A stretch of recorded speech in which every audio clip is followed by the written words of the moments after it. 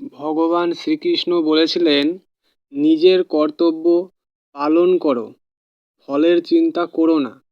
জীবনের সবচেয়ে বড় শিক্ষাগুলো আমাদের দিয়েছিলেন শ্রীকৃষ্ণই।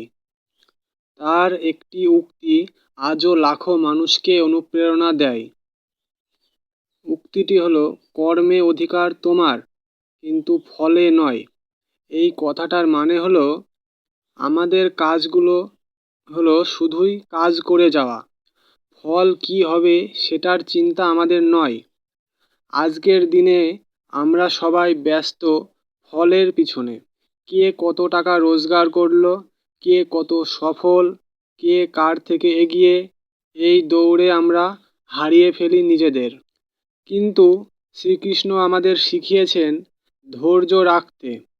তুমি যদি মন দিয়ে সততার সাথে নিজের কর্তব্য পালন করো, তবে ঠিক সময় মতো তুমি তোমার প্রাপ্য ফল পাবে।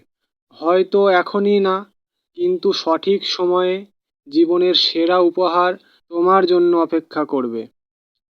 তাই জীবনের যে কোনো চ্যালেঞ্জে হতাশ হয়ো না, শুধু নিজের পথে অটল থাকো।